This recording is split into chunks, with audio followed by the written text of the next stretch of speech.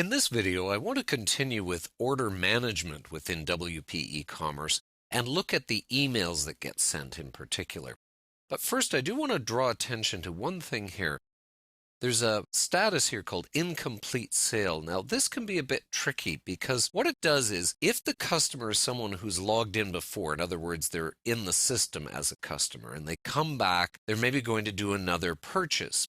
They get through, they create a cart, but they never finish the cart. They cancel it. This actually shows up as an incomplete sale. Now, I think that could be a bit dangerous because, a month later, you're looking at it going, I wonder what that was, right? Incomplete sale. If you don't remember what it's about, you might think you've got to email the customer about something or there's something waiting for payment. It's just a bit of an odd element to the whole structure of the order management.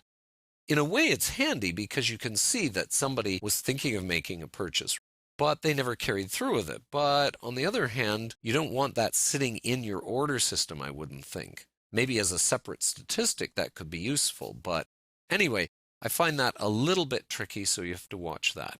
All right, emails that go out. Let me show you in our email program here. So here we've got an email that's been sent out to the client, and it says, thank you, your purchase is pending. You'll be sent an email once the order clears. And you would have your please send your check information would be here. I never filled that all out. And this little thank you for purchasing. Now, it's a little bit messy, I find, a little hard to read and very, very basic.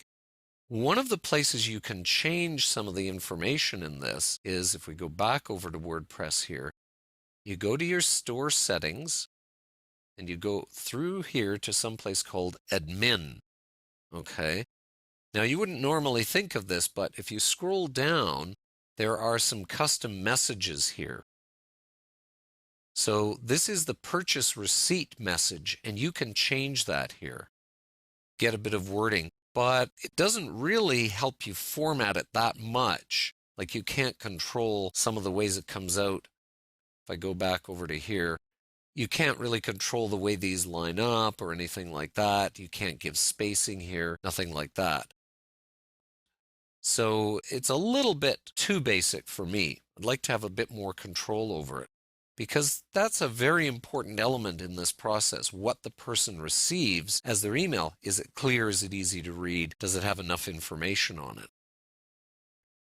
Now, in terms of you, the administrator, no email is going to come through unless you fill out this.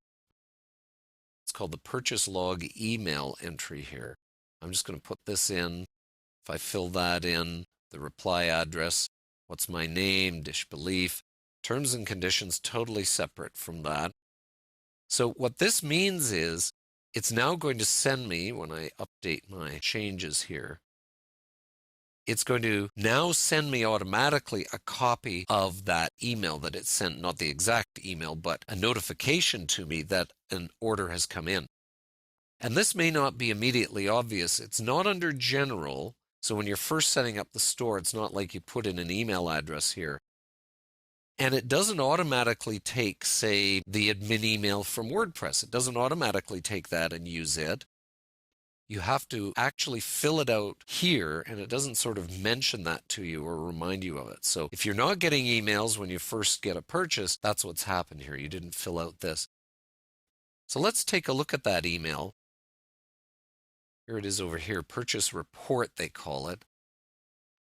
I call it a purchase notification is more my terminology, but again, it's pretty messy, but at least it gives you the basics of what they ordered, who they are, how to get in touch with them, all of that sort of thing. Again, you don't have any control over this particularly, so that's a bit of a drawback with WP e-commerce.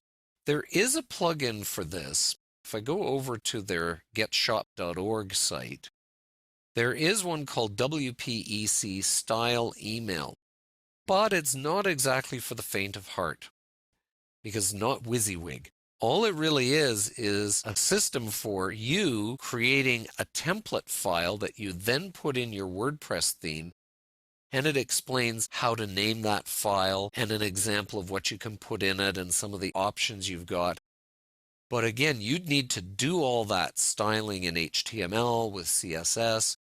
You'd need to create all of that yourself manually.